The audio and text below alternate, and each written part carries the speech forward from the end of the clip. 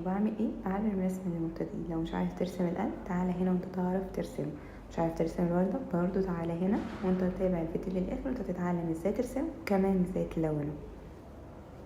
زي ما اتعودنا دايما ان احنا نرسم القلب ازاي، بنعمل خط في النص ونقسم الجزء اليمين قد جزء الشمال. وهنرسم المرة دي القلب مش لوحده، هنرسم حواليه ورد كده بطريقة حلوة. فتابعوا خطوة وخطوة ومشوا ورايا هتعرفوا ترسموا كل حاجة. وزي ما اتفقنا زي كل مرة، كل ما هتكرر اي حاجة انت بتتعلمها هتعرف توصلها وترسمها كويس جدا جدا جدا.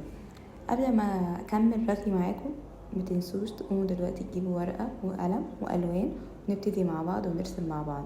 صدقوني هتحسوا بفرق جامد جدا بعد ما تخلصوا رسمة، هتحسوا بمود حلو قوي لما تخلصوا وترسموا وتلونوا وتعملوا كل حاجة احنا عملناها في الفيديو. ودايما هتلاقوني بفكركم كل فيديو متنسوش تعملوا شير للفيديو لأكبر عدد من صحابكم، عشان بس مش انتوا بس اللي تتعلموا، هما كمان يتعلموا. وما تنسوش تعملوا لايك، واي حد نفسه اي حاجة يتعلمها او مش فاهم اي حاجة يكتب لي في الكومنت وانا هرد عليه.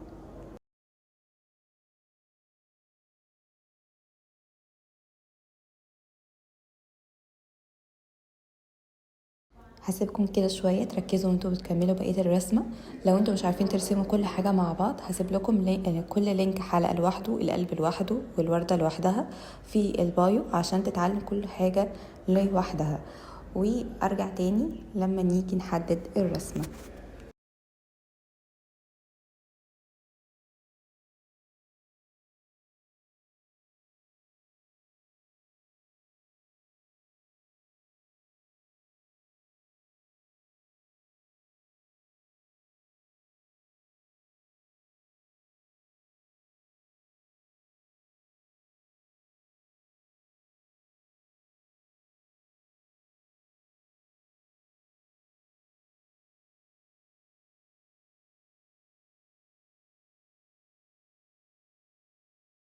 انا كل مره بقول لكم ايه، انا من اكتر اللقطات اللي انا بحبها في اي فيديو ان انا احدد. يا جماعه التحديد ده بالنسبه لي عيش، بحس ان فعلا من غير حتى ما الون الحاجه بتظهر في الورقه، وبحس انها تخرج من الورقه تخرج من الشاشه نفسها. مش عارفه انا اللي حاسه كده بس ولا انتوا كمان حاسين نفس الاحساس؟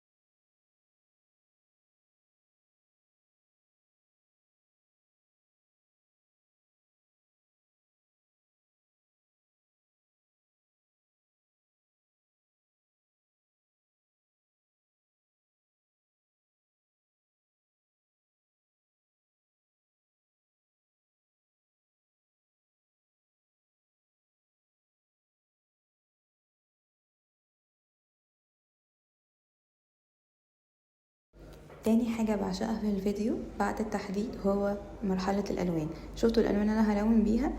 هو القلب احمر، بس انا قررت مش هخليه احمر بس، لا انا هحط فيه درجات اورنج وبعد كده احط درجه ايه الاحمر. طبعا يا جماعه انتوا عارفين ان انا بعشق ان انا احط الوان على بعض واخلط الوان ببعض واعمل مود مختلف تماما عن الطبيعي. عايزاكم تعملوا زيي، صدقوني لما هتحسوا ان انتوا بتحطوا الوان كتيره هتحسوا بتناغم فظيع. واللي ما شافش اللايف امبارح هحط له لينك الحلقه برضو في البايو عشان يشوفها ويشوف عملي ومباشر وانا بحط الالوان على بعض، وازاي ان انا خليت اللون في الاخر الورده اللي انا كنت برسمها درجتها الموف كانت ظاهره جدا. عايزاكم تكتبوا لي في الكومنتات مين شاف اللايف امبارح ورأيكم في اللايف ايه، ونفسكم مثلا لو عملت لايف تاني ان شاء الله اتكلم عن ايه مثلا، او ايه الحاجه اللي انتوا بتبقوا واقفه معاكم وعايزين تتعلموها. اكتبوا لي في الكومنتات ايه الحاجه اللي انتوا عايزيني اعملها في لايف اللي جاي ان شاء الله. نرجع تاني بقى لدمج الالوان على بعض وازاي احط الوان كثيره. زي ما انتوا شايفين كده انا قاعده بحط درجه الاورنج بغمق في اماكن وبفتح في اماكن. هنا بصوا غمقت شويه، هنا بدات بقى احط درجه الاحمر.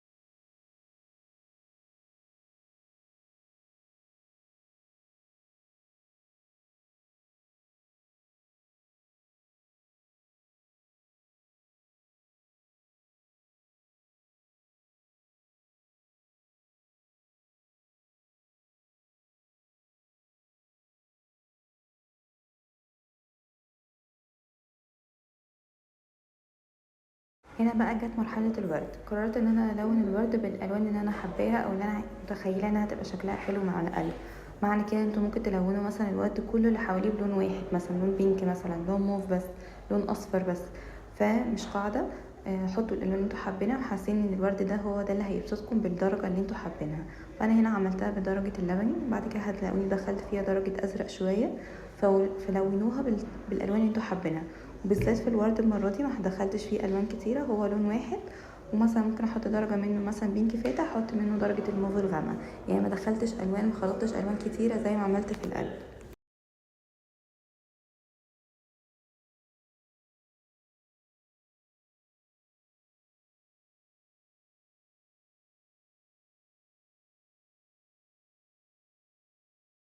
هنا لما رسمت القلوب ما رسمتش قلب كامل، هو القلب في النص بيبقى كامل وحواليها بقى قلوب بتكمل بعض، فدي برضو لونوها بالالوان اللي انتوا حابينها. انا هنا قررت الالوان القلوب اللي انا هلونها بالدرجات الالوان اللي انا حطيتها في الورد، يعني لبني، موف، بينك، درجه الفوشيا. مش هخرج بره الباليتا دي، بينك مثلا كله هتلاقوا نفس الالوان دي بحطها في القلوب اللي تحت، فعشان تبقى كل اللوحه حاجه واحده. اللون الوحيد اللي هيبقى مختلف مش متكرر كتير الا في الورق بس هو اللون الاخضر. هتشوفوا دلوقتي وانا بلون الورق الاخضر.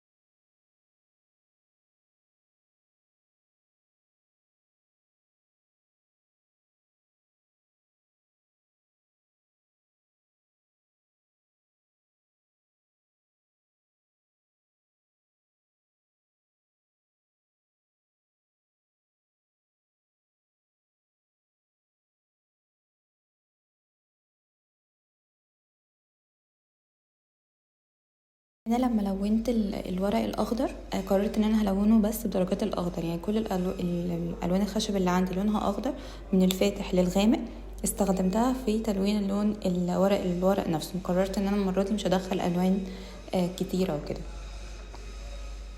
هسيبكم بقى تلونوا واجيلكم في اخر الفيديو.